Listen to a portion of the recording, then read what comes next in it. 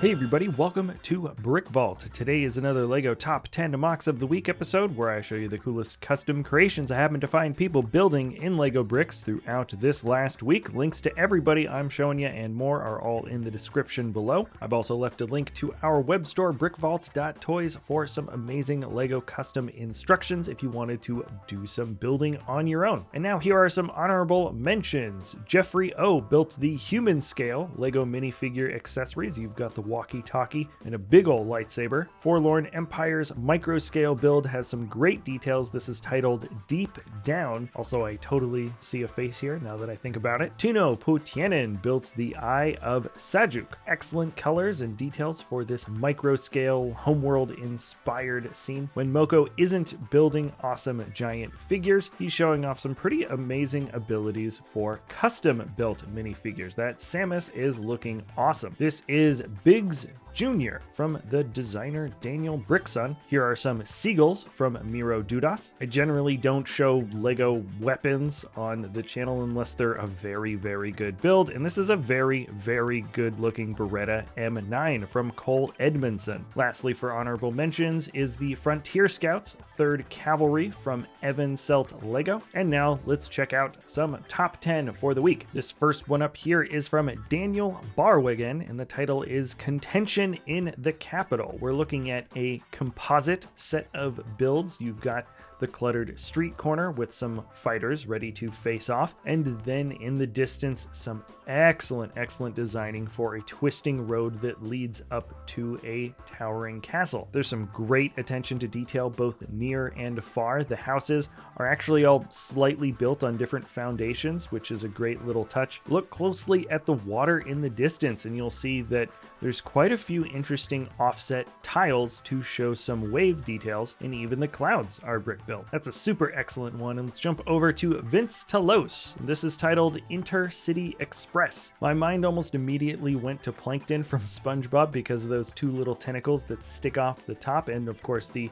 dark green color combo with just that little bit of sand green. There's some wonderful smooth shapes outlined here with the different colors. Maybe my favorite build detail is the fact that some of the exhaust on the outer side of the engine is built with elephant trunks. It's an incredibly well realized model, and it feels like it could fit into a universe similar to maybe the Fifth Element. Now we're jumping over to a scene picture build from Immediate Sea. This is titled The Homefront. This is one of these custom designs that's made just for the picture, or maybe one or two pictures like you can see here. There's a bit of expression to the characters, there's details that are too close to focus, too far to focus, and it makes you feel like you are very much inside this LEGO world that has been created. He's got one picture that shows you the general idea of how this build has come together. And if you check out the link in the description below, you can read the larger story that surrounds this little universe that he's created. Awesome details though. And now let's jump on over to a similar style mock, a closer photographic build from Devid VII. This is AKU Restoring Calm. Bit of a dystopian warlike world. You've got some soldiers and some robot soldiers that are following behind, and they seem to be at war with an opposing side going street by street. It's a relatively dark and grim looking LEGO build, but some excellent details for the backdrop. The foreground is very studded and a bit upturned, and the creation for the minifigures themselves are quite striking, and they match really well with their robotic counterparts in the back. It's a good looking scene, and now let's check out one more build from Shiptember. It's a little bit late, but that's how Shiptember massive designs usually go. This, I believe, is only in digital, but the interplanetary fuel freighter Khretom from the designer Red M is just too cool looking to pass up. I really enjoy that he used those super old support beam structure bricks in light bluish gray. I don't know if they ever existed in that color, but it really helps outline the dense framework of what this ship normally would be. As a fuel freighter, I'm sure you could guess what would be inside those blue containers, and it's nice to see the gray ship outlined with just a few highlights that really give quite a bit of extra depth and detail to this extremely greebled and well-designed, gritty-looking space freighter. If you're keeping track of the numbers, this is number 5 in the lineup from Lewis of Nutwood. This is Skaldar Port. Interesting that a port town would be on what looks almost like a pond. The water is dark green with pond scum and maybe black later down in the layers. For so much happening in a build like this, there is actually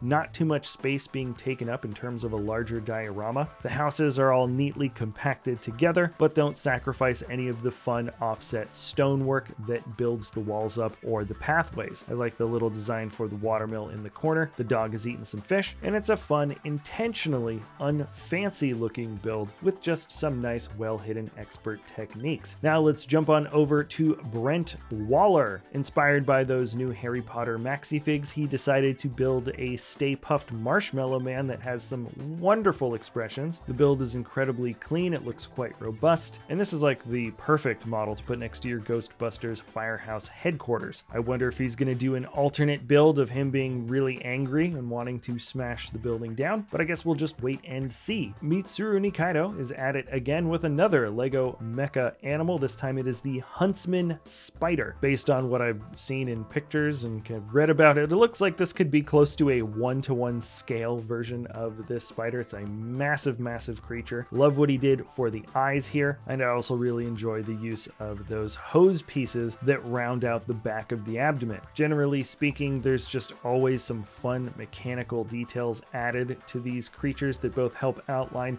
some accurate details on the animals themselves, while also helping to imitate some fun mechanical greebles at the same time. Now here is the most colorful of the week by far from Andrew Tate. This is Mediterranean Town Square. There are so many fun details to break down in this model. I love the white archway pieces for the sand green building in the one corner. The fact that this designer built the blue with just 1x1 tiles. Such an excellent approach, and it really does change up the texture for a model. And then it doesn't get too bright or flashy with the red being sort of the smallest building and tucked away in the center. There's some really fun details when you look closer at some of the people that are inhabiting the town square, and being built on a 48x48 base plate, it could at some point be modified to actually fit within a modular city style creation. All right, let's jump now to the last model of the week from Chris Wight. This is the Steampunk Flying Wing. Haven't seen a design from this builder in quite a while, and I am happy to see such an amazing looking model. I love the use of the sand green as the primary color for this build. It really does kind of pull away from that initial idea of a steampunk aesthetic, but then when you look at all the details, it's really all there. You've got a lot of brown and chrome and gold. There's of course an actual steam engine, giant rounded glass, overly large guns, multi-propeller propeller pieces. I mean, there's just details upon details upon details. The open-ended and multi-level cockpit has just like that wonderful old world feel to it, and the fact that you've got all these fun kooky characters that are doing maintenance or odd jobs just kind of all over the scene. It really does look like something from Castle in the Sky, and it's just got this amazing, imposing presence. It's a really cool model that displays all kinds of excellent techniques and awesome imagination, and it also took some guts moving this model to a convention or somewhere for it to be displayed. It is absolutely massive. All right, that is it for my personal favorite top 10 MOCs of the week. Let me know which ones were your favorite in the comments below. If you enjoy our content, please feel free to like, subscribe, comment, share, and we'll see you next time at Brick Vault.